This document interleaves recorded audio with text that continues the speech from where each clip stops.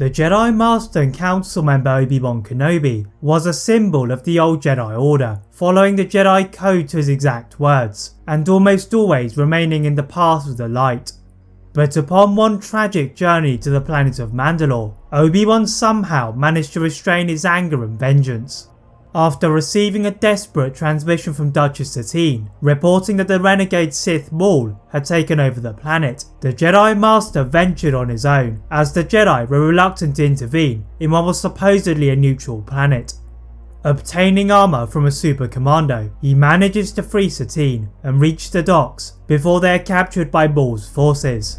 In the throne room of what was once Satine's palace, Obi-Wan refused to give in to his anger and watched as the Duchess is impaled by Maul's darksaber. Although Obi-Wan was greatly saddened by the loss of Satine, it would take till well after the end of the Clone War for Obi-Wan to avenge all the pain that Maul had inflicted. But what if Obi-Wan had given in to his anger and turned to the dark side after the death of Satine? How would this affect the Jedi Order? Would it help Dooku or Sidious? As you shall discover, Obi-Wan's dramatic turn would have consequences across the galaxy. The Jedi Master held the body of Duchess Satine in his arms, and Maul was enjoying his suffering. As he heard Satine breathe for the final time, Maul ordered for Obi-Wan to be taken away and let him rot in prison, but as the Jedi Master looked up, Maul sensed something different from his old foe. Obi-Wan was lit with a previously caged level of anger, and all of his Jedi teachings and principles had been destroyed. With his pain at the death of Satine and hate for Maul, Obi-Wan force-choked the arresting Super Commandos, cracking their necks before lighting his blade. Maul dismissed the services of the arriving guards as he and Savage ignited their own lightsabers. With his hate, Obi-Wan unleashed his new dark side powers, slicing off Savage's arm then knee, emitting Night Sister magic into the air.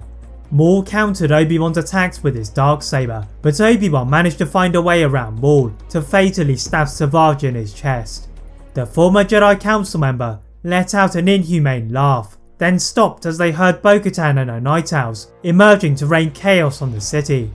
Obi-Wan left Maul to tend to his brother and leapt away to his ship, wondering where he should go next. An incoming transmission from Coruscant is dispelled by Kenobi, as he despised the Jedi for failing to keep both Qui-Gon and Satine alive, and decided to head for the home planet of Dooku in Sereno. The new Darkside user wondered if the offer from Geonosis still stood, and together they could perhaps defeat the Sith. Landing by the Count's vast palace, Dooku stepped out and ignited his blade in caution, but lowered it at the sight of Obi-Wan. The sickly yellow eyes of Obi-Wan prompted a grin from Dooku, as he could become a powerful ally and even an apprentice to replace Asajj Ventress. As his master was occupied on Mandalore with Maul, Obi-Wan completed an ancient Sith ritual, preventing any of the secrets held by the Sith leaking out, and the mind of the former Jedi was suddenly invaded by knowledge. Obi-Wan collapsed in surprise, as he was still getting used to the surge in power that the dark side had given him, and Dooku knew that his apprentice required more training. The Master of Tyrannus had been dueling Maul, and as he had found the corpse of Savage, he saw Maul was furious. The two former Master and Apprentice ignited their blades, but Maul was soon outmatched by the Dark Lord of the Sith as he fell to the floor beside his brother, begging for mercy.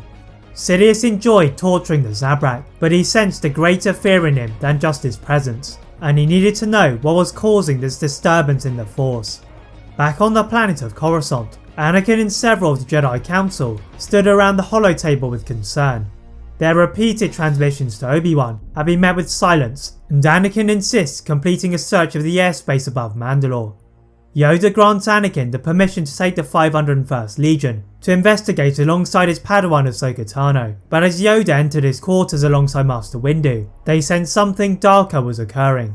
Together they meditated, and they discovered that the Force presence of Obi-Wan was not on their radar, so now they think that Obi-Wan was in the hands of the Sith. Yoda takes his personal shuttle, flying into the dangerous Separatist territory to find answers to the disappearance of Obi-Wan, but he found nothing until he received a transmission from Bo-Katan, who had captured Maul. Yoda swoops to the surface of Mandalore and approaches the cell with the dangerous Maul, where the Zabrak reveals that he had seen Obi-Wan imbued by the dark side after he had killed Satine, then left the planet. Yoda was faced with the reality that the Jedi could have lost another council member to the dark side when Anakin asked for information of Sundari's docking log, and he wondered how he was going to tell Anakin that his master was gone.